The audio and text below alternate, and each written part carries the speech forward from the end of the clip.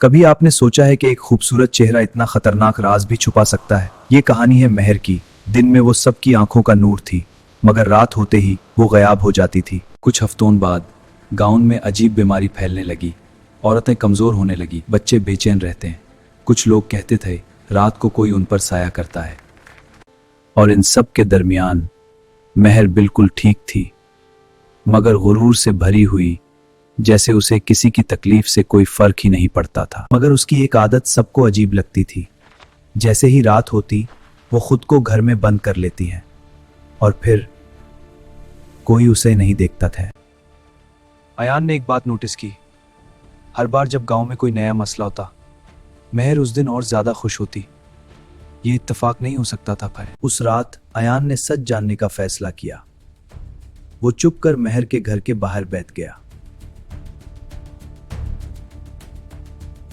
کچھ دیر بعد اندر سے عجیب سی آوازیں آنے لگی، کھڑکی سے کالا دھواں نکلنے لگا۔ ایان کا دل تیز دھڑک رہا تھا، اور پھر وہ لمحہ آیا، مہر کا جسم بدلنے لگا۔ اس کا چہرہ سیاہ ہو گیا، آنکھیں چمک اٹھی، اور وہ کلی جادوگرنی بن چکی تھی۔ اور پھر مہر چمک و سیاہ ہو گئے، اور وہ کالی جادوگرنی بن چکی تھی۔ وہ رات بھر جادو کرتی، اور اس کا اثر سیدھا گاؤں والوں پر ہوتا۔ ایان ڈر گیا، مگر بھاگا نہیں۔ اس نے قسم کھائی کہ وہ سچ سب کے سامنے لائے گا۔ مگر جب اس نے سب کو بتایا، کسی نے یقین نہیں کیا۔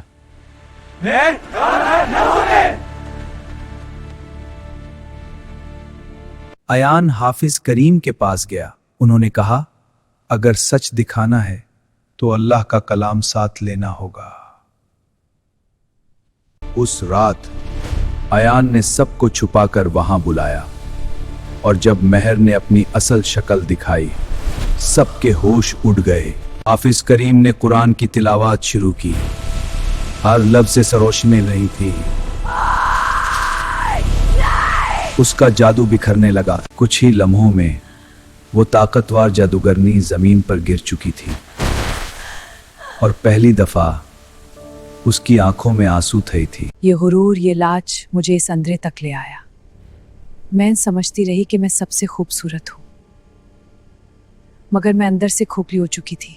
پورا گاؤں خاموش تھا۔ اب انہیں سمجھ آ چکا تھا کہ جو چہرہ وہ دیکھتے تھے وہ صرف ایک نقاب تھا۔